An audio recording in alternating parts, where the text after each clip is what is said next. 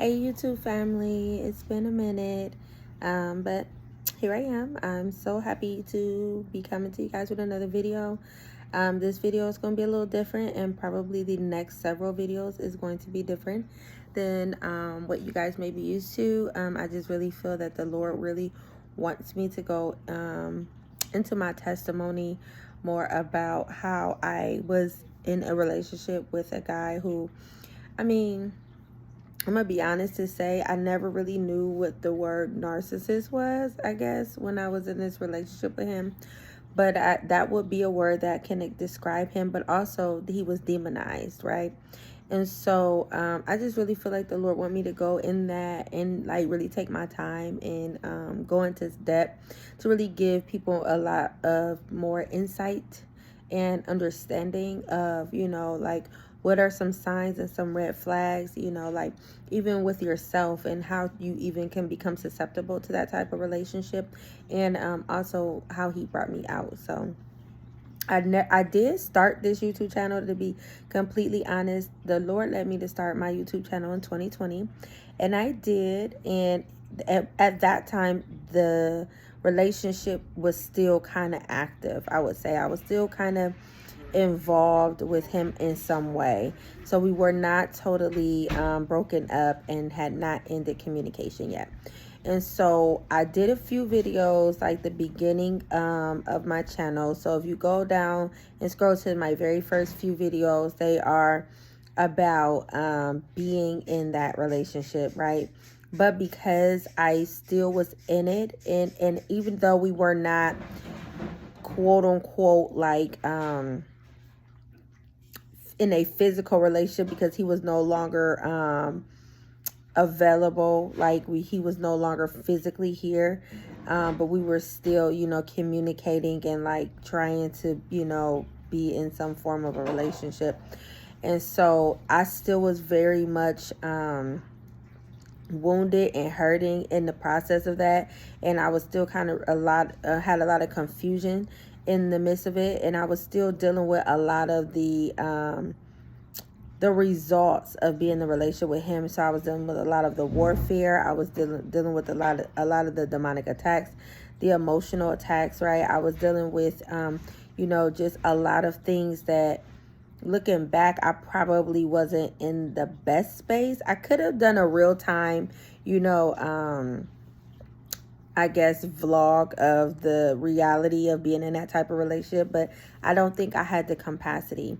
And I do know that whatever God called us to do, right, we want to make sure that we're hearing from God correctly. And also, God knows us more than we know ourselves. So he knows if we have the capacity, or we're emotionally, healed enough or stable enough, right? Because some of the things that I'm going to say would have definitely, in the process of it, been triggers, because it's taken me years. Like, I've been out of a physical relationship with him and no communication.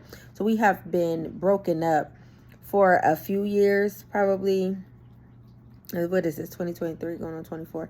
So I would say I broke up with him in 2022. No, I'm sorry, 2021. It was 2021. I broke up with him in 2021, and we would go long months, like 3 and 4 months, without having no communication. I have changed my number. I have changed my email. I have changed like contact information. I have deleted like all ways for him to contact me. I've done all those things, and that would last for maybe, like I said, about 4 months or so, and then some way, somehow, I will find myself back in communication with him. But we never officially got back in a relationship. And so we kind of did that for, I would say, maybe like a year or so. We would just kind of like that back and forth every few months, open the door communication.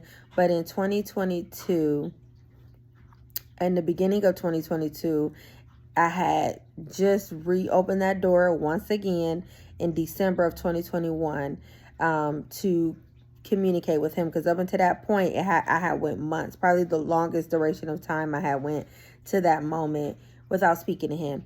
And opened the door back up, and we were just, just conversating, not really, like I said, in a relationship or anything like that, no expectations, no commitment, no nothing. But we were, talking on the phone or whatever the case may be. And it just got to the point where I knew, like, there's something that's not right about this. Like, I knew for a fact that he was not the one. I knew it. God showed me. God told me. God gave me multiple, like I said, opportunities and the strength to leave the relationship and leave him, and I did, but something kept reeling me back in, right? And I couldn't figure that part out. I couldn't figure out what kept reeling me back in when I knew, like, that I knew that it was the will of God for me to be set free from this relationship and not with him. I knew that the spirit in him was not of God. I knew that he had no capacity, or he was not capable to love me or to honor me, to respect me, to be faithful, loyal, any of those things. I knew that in my mind, but it was something that continued to bring me back. And it was like being on a cycle, or it's almost like, if you have like a spring and you uncoil it, right? And you might can uncoil it and make, that spring, straight for so long. But after so long, the moment you release a little of that tension, a little bit, of that pull to keep it straight, immediately it winds back up to its original form. And that's what I felt like. I felt like I was getting so far, like I was going so far, and then something would happen and it would trigger me, and I would come back and I would end up back communicating with him. And so I recognized there was something deeper, because I had already, like I said, I had already cut off communication, already had deleted stuff, already changed numbers, already changed emails, already did, cut off communication with anybody who was connected to him. Like I had did everything, right? I had prayed, I had asked God, Lord, I had, just everything that I knew to do to really disconnect myself, right? I fasted, I repented, I renounced, I did a lot of things. And so I just kind of thought that in those moments where we were not speaking for like months and months, and I didn't really have a desire, I just assumed like I was free and I wouldn't go back, and somehow it's like I would start having dreams. Like, that's really how it would start.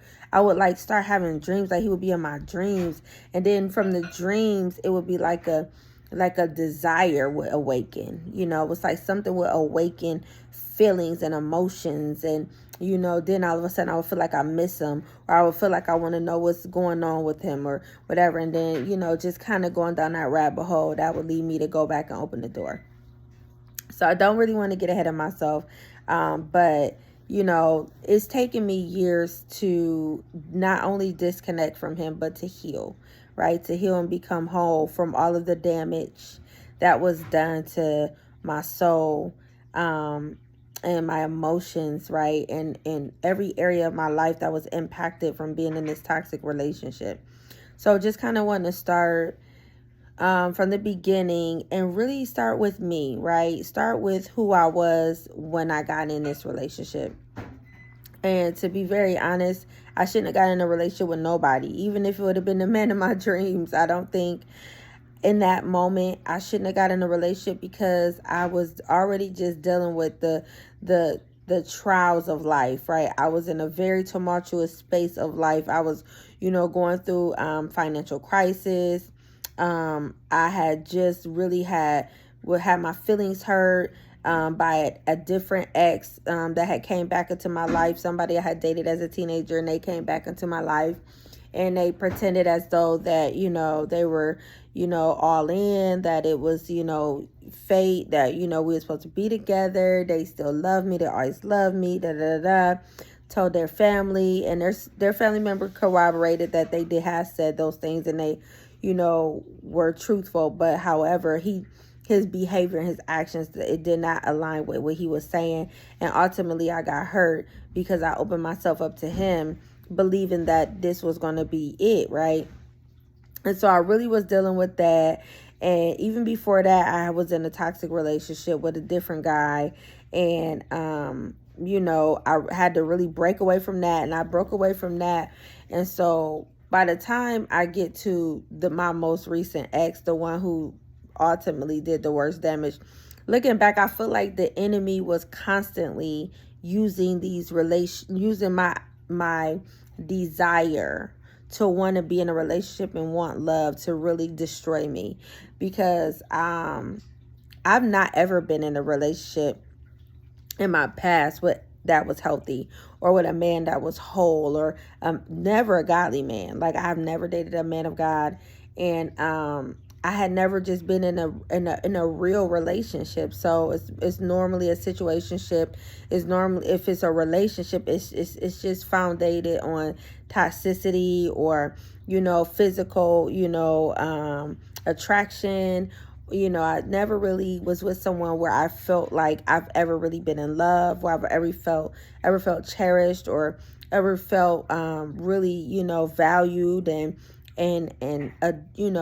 like a woman should feel when a man loves her, right? I've never felt like that. So I've been in relationships and stuff, but it was just, like I said, it was just like a pattern or a cycle to be in relationships with dudes. Like, it ain't to say they weren't fine, because they be fine. It ain't to say they wouldn't have money, because they have money. It ain't to say like a lot of these other things weren't there. But the main thing, which is them having the capacity to love me, having the capacity to honor me, having the capacity to be faithful, and to be emotionally available and intelligent, right? All of the things that you really need in a relationship for it to to be solid was never there. And so my ex before the ex, right? So we gonna say it's the last three. We gonna talk about my last three relationships. But my last relationship, because I have not been in a relationship since I've gotten out of the toxic relationship with the last guy I was with, the guy who really is the reason why I feel like the Lord has me making these videos. And so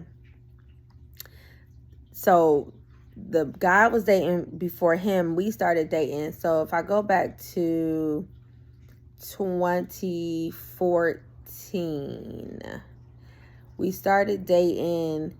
If we didn't start dating the beginning of 2014, which I really think it was, we started probably communicating the end of 2013.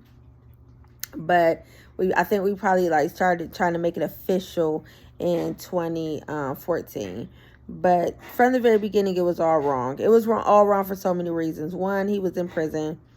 He had been in prison for a long time. He had been in prison since he was like a teenager, because something happened when he was a teenager. Him and his brother, boom, they've been in prison. So that at that time, that would mean he had been in prison for almost 20 years or something. I don't know. I don't remember. So needless to say, and it's not to say that, it's not to say that it can never work. Like, that you can't meet a guy and him being in prison, and, him really, making a mistake, or, he knew what he was doing, but, he's been rehabilitated. Maybe he even got saved, and he's a different person, and he is, capable of being the man that he is, that you need him to be, right? And that he'll come home and y'all can, live life, get married, have a beautiful life. It happens, we know, people there, I believe Fantasia's husband was in prison before, not like when they got together, but he had been in prison. So every man that goes to prison, it's not to say that they're not, ever going to be any good, because we can't, because even biblically, you see Joseph went to prison and he went for something he didn't do. Paul had been in prison, and so we never want to just stereotype a man, but this dude was not it, okay? He wasn't it. So he was in prison, and then like it was the way I met him. I met him because really his brother liked me, and his brother was trying to talk to me. He was in prison too. So it was 3 brothers, and they were all in prison.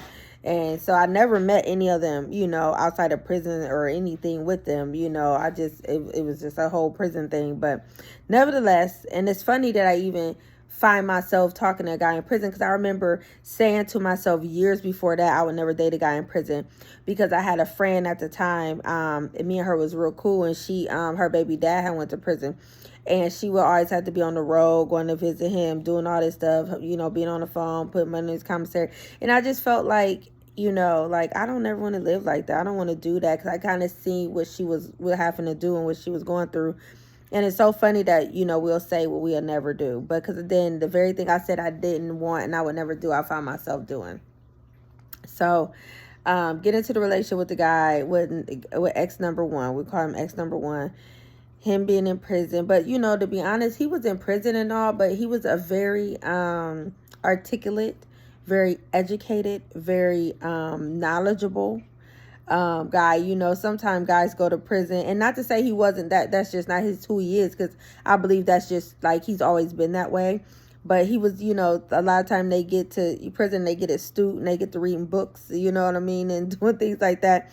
And so he was that kind of guy, you know. He read a lot, you know. He had a very broad perspective. He could have very deep conversation. Was writing a book, you know. He had, you know, a lot of great qualities, I would say. But there were definitely some things hidden that I did not know in the beginning. And so everything started off cool, you know. Even though he was in prison, still things started off cool. But to make a long story short, things went to the left real quick. And he just was somebody that I did not know. He just had some things about him that I guess he was just waiting for the right time to show me, you know. And me being already broken, me being vulnerable, me being desperate, me being insecure, me not knowing my own worth and value, because, you know, I'm coming from, you know, trauma that started in my childhood, right?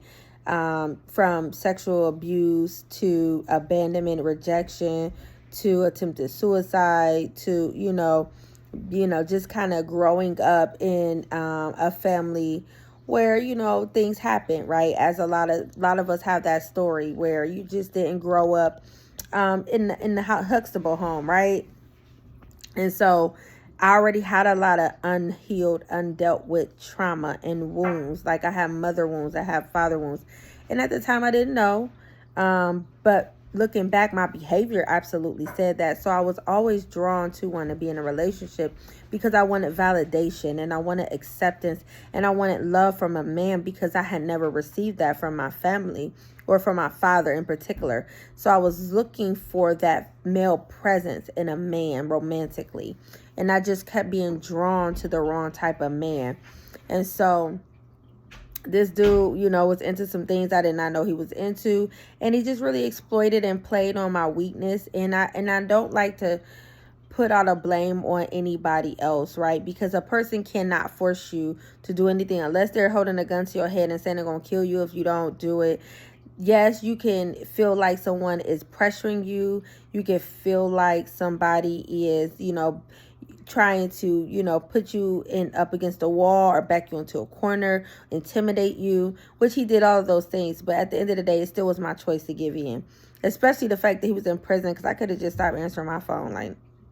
But that's what unhealed versions of ourselves do. So got into Pandora's box with this guy. Got involved, myself got involved in some things that I never thought I would be involved in. Nothing illegal, right? Anywho, just kind of, you know, went down a path I never saw myself going down. And it started really degrading me. It started to really impact me mentally. It started to really, you know, just kind of take me down a darker, deeper hole than I already was in prior to. So I got fed up with him. I just got fed up and I just let bro have it. Like, listen. And so I broke up with him, and we was broke up for a while. And then things, you know, then I was having issues with his family because his sister, you know, she was jealous. And, you know, I really tried to develop a relationship with her, and she just, you know, overstepped boundaries, and we would get into it and was going to fight. And, you know, had my family members would begin to get into it with his family members, you know, and they were going to fight. And it just kind of blew up. It was just like a nuclear bomb of toxicity just exploded in my life when I was in a relationship with him. And so I ended up breaking up with him in 2015. Yeah. Was it 2015? Yeah. The first time. I broke up with him in 2015, and I really was just going to stay broke up with him. And in the meantime of us breaking up, that's when I run into ex number 2. Now, ex number 2 was someone I dated in my past when I was a teenager, when I was in high school. and really liked him a lot. You know, we had a okay relationship, you know, as much as we could have for teenagers, right? And at some point, you know, we were together for a long time, but then I was real cool with his family and still is to this day. But somewhat way we broke up. But I guess over the years that we were broke up, even he ended up going to prison. We weren't together though. He was with, you know, his baby mom, and he went to prison. And I think he did 18 years straight. Did he? Yeah, I think he went at like 18. So when I run into him in 2015, he's just getting, like, he had been out of prison not that long. But he was familiar, right? He was familiar because he was someone that I knew. He was someone that I was comfortable with. Like I said, I still was cool with his family. And so, you know, when he hit me up, I think he hit me up on Facebook initially, not to like date or anything like that, but kind of just like, hey, you know, just want to just, you know, check up, you know, just see how I was doing, you know, and just to let me know how I'm still one of the only women he ever loved, and this and that, and he, you know, going down memory lane. But it really wasn't that deep. But eventually, you know, it led to us going on a date and trying to, you know, rekindle, I guess. And I was open to it because he wasn't in jail. He was here. He was available. Come on now. And like I said, he was comfortable. He was familiar. He was comfortable, and I had hope. Right? To me, he brought hope where I was already feeling hopeless. Because again, I was in a relationship with old boy who I broke up with, ex number one, the one in prison, and he just, you know, he just brought me into this dang, you know, matrix of just stuff that I just was like, I can't do this. I can't handle this. And so I was already trying to really just put back the pieces of my life and myself. And then here go ex number two. And it's like, oh, here he come to save the day. He's someone that I know I should be able to trust him. And so, you know, we talking, you know, like everything good, we cool, you know, we hanging out, we dating, whatever, and all is well. And he's just basically telling me like I'm his soulmate. You come on, y'all, come on, ladies, we know how it is. You know, some men just know how to say all the right things. And I learned something with him, and that I'm going to talk about. Maybe if I don't get to it in this video, I'm going to try to keep these videos at 30 minutes. We'll see. And so, yeah, so, you know, he brought hope, right? He brought comfort. He brought what I assume would be safety, and especially when I felt like I needed that the most. So, you know, I was allowed myself to be vulnerable, and I trusted him.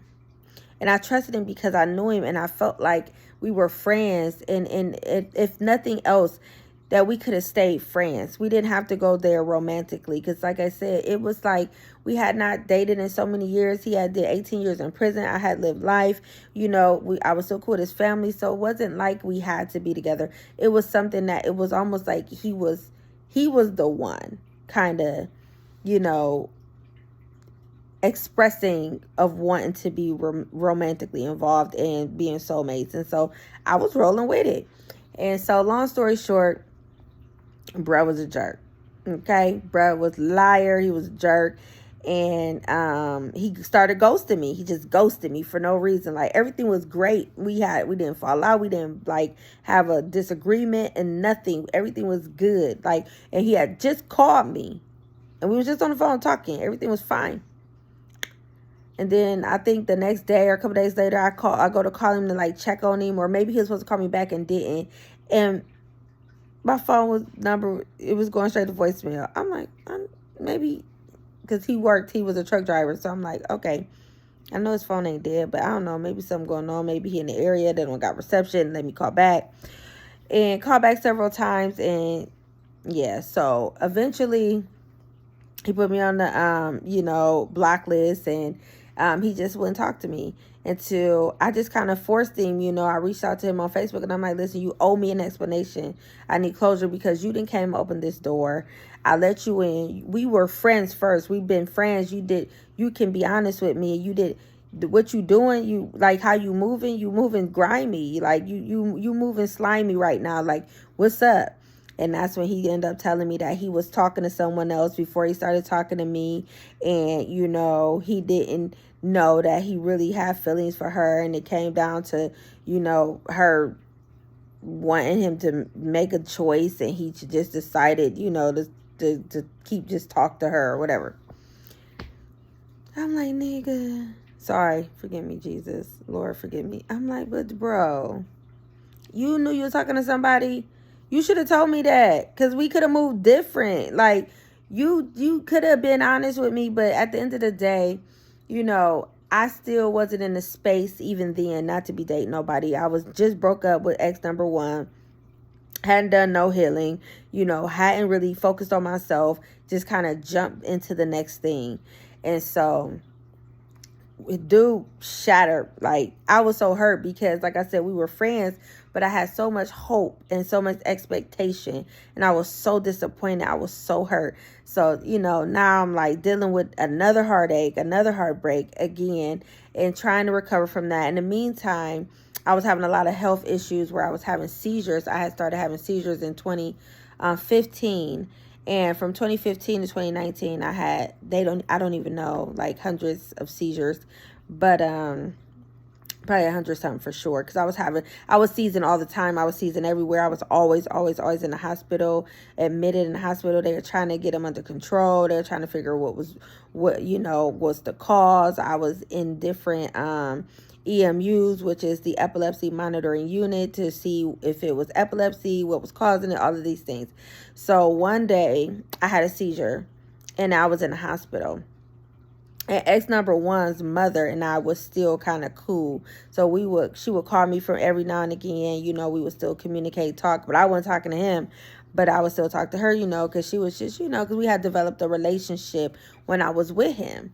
And so she had called me one day and I was in the hospital because I had a seizure, and she was saying that he wanted to talk to me because she told him I had a seizure, and he was like super concerned. And I'm just like, man, what this guy want? But eventually I end up letting her get him my number to call me, and he ended up calling me, and he's just trying to see how I was doing, what was going on, was I okay? And I don't know if he was expressing genuine concern or not. I don't know. But that's kind of what opened the door for me and him to start talking again. And so, I just told him from the beginning, like, listen, I don't want to be in a relationship with you. I'm cool on you like that. We can be cool. We can be friends. And so, he was cool with that at first, but he was still kind of like, well, can we work on it though? Because I love you so much. I want to be with you. I'm so sorry. I'll never do it again. This and this and that, all this and that. Just told him, like, listen, no, I don't know. I don't really trust you. And so I'm not sure. All I know is all we could be as friends, and that's it. So that's how we was. And I try to have a boundary up. And just eventually, over time, the boundary came down little by little, and we ended up back in a relationship. And and at first he was like keeping his word. He wasn't being, on no trash, and he wasn't doing any of the things that he was doing before. However, over time, like, people are who they are, and they could try to hide it, or they could try to, sweep it under the rug, or pretend that, they've changed. But over time, like, who they are gonna come out. And over time, he started being on that weird stuff again, and it was just kind of like me continually having to have these conversations with him. Like, I told you that I'm not into this. I'm not about to keep doing this. I don't want to be involved. Whatever you got going on, whatever, alternative lifestyles or whatever you doing or want to do, listen, I'm not on that. I don't want to be involved in this. Like, I'm telling you. And he kept trying to push the limit. And so it just got to the point where I was so fed up and I got so tired. I just blew up on him one day and I let him have it. And then I broke up with him, and I never got back in a relationship with him. And he tried, like, he apologized, like, after I blew it, because I had to tell him about himself for real. Like, I had to give it to him raw. Like, I mean, because it's that saying that's so true. When a woman's fed up, I was fed up. And it ain't even, in the day I blew up on him, it ain't even like he had did anything like real, like, deep that day, or real, like, bad. It was something very small. And it was just the straw that broke the camel's back, because I was already starting to grow distant, and I was already starting to be frustrated and, you know, just be tired of having to keep trying to tell him that I don't want to listen. You can't live vicariously through me, or you can't get me to come into and be involved in something that I wasn't involved with before I met you. Like, what is you doing? Like, listen, like, if I didn't even knew you was into this weird stuff, I wouldn't even been talking to you. But you wait till you get me all the way in before you unleash really who you are, and you know, and you try to manipulate and play on some things that I already had was exposed to or had done in my past to try to justify what it was you were doing. But listen, bro, my no is no, like, that's it. And so I just like let him have it, and we broke up. And he ended up apologizing and this and that. And he kept begging me for months and trying to get me to give him another chance, give him a probation period to, you know, to consider, you know, let him change and prove to me he's changed and all this nonsense. You know how it is, sis. Y'all know how it is when dudes, like, when they know you done for real, and they get to talking and then they get to acting like they got some sense. But it was too late. Like, you should have some sense from the beginning, brother. I'm broken, but I ain't that broken. Like, I got some dignity. I got some self-esteem there. Like, no. And so I ended up breaking up with him. And probably, I think it was November of 2016. So November 2016, I break up with ex number 2 for the final time. And I did not go back to ex number 2. So we got toxic ex number 1, toxic ex number 2. And like I said, I do believe, looking back, like, the enemy was definitely utilizing my weakness and my desire at the same time to try to destroy me, because he knew that I really wanted to be in a relationship, because I really wanted to be married, and that I was very weak for men, in particular because I was trying to fill a void, and I was trying to get that male presence that I never received from my father. So that was just something that was an easy way to try to, you know, get me connected to the wrong guy. Not to say that the enemy can't force us to do nothing. He can tempt us. He was just tempting me with toxic men, and I didn't see that until, you know, coming out on the other side of this last time, right? But it was like it got from bad to worse, to be honest. And so 2017, January, you know, in between November to January, ex number, you know, 2 try to come back in again. And I really couldn't even take him serious, you know, because I'm just like, bro, you on some straight trash. You weird. But one thing he did say to me, that at first I thought it was some BS until I had heard it from other men in particular, and other women saying that they had a man say that to them.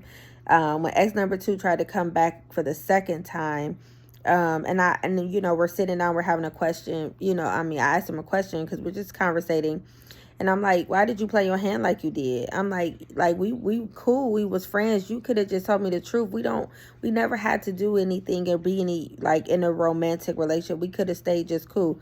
And he admitted, number 1, he was selfish.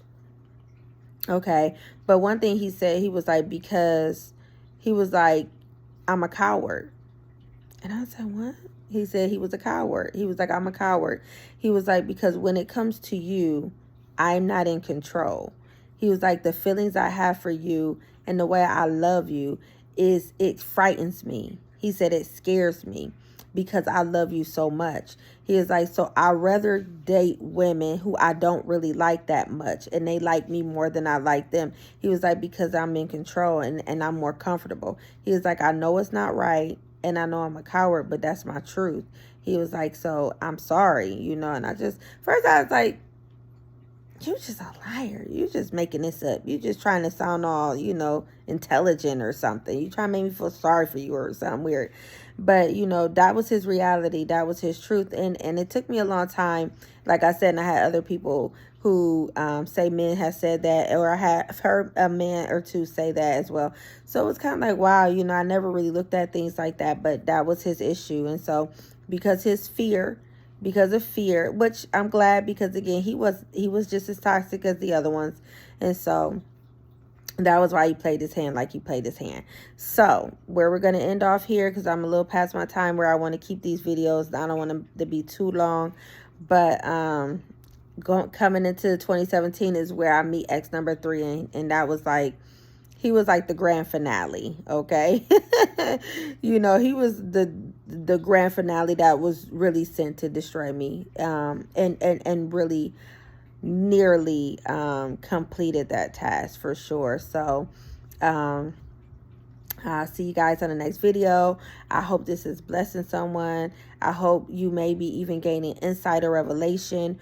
Or maybe if you're in a relationship right now and it may be toxic, or it may be with a guy who is narcissistic or is demonized, you might begin to see some you know, some of you in my story, and that can help give you the revelation you need, and begin to ask God to give you a strategy or give you the strength and the wisdom and how to you know, how to get out of this relationship if you are in one, because I'm gonna tell you right now, sis, it ain't worth it. I don't care how, whatever you feel like is keeping you there, it's just not. And so this is all unto the glory of God, because God is a redeemer, restorer, and God will help you if you want to be helped. And I'm a living witness, and it no matter how bad it is and how deep it is, you will hear more, and how actual bad it got, and how bad it got. Okay, so I don't ever think that your situation is too much, or you're too far gone, because it is not so. And so I just thank you for listening to my testimony. Again, if it's blessing you, like, comment, subscribe to this channel so you can continue to hear the rest of my testimony of being in relationships with narcissistic and demonized men, and why, right? Because a lot of times we know what, but we don't know the why. And so hopefully this can give you the answers that you need, or the revelation, the wisdom that you need to come out, or to get healed, or be whole, or to identify the patterns, or to begin to understand why you're making the choices in men or relationships that you're making. So I'll see you guys next time. Bye.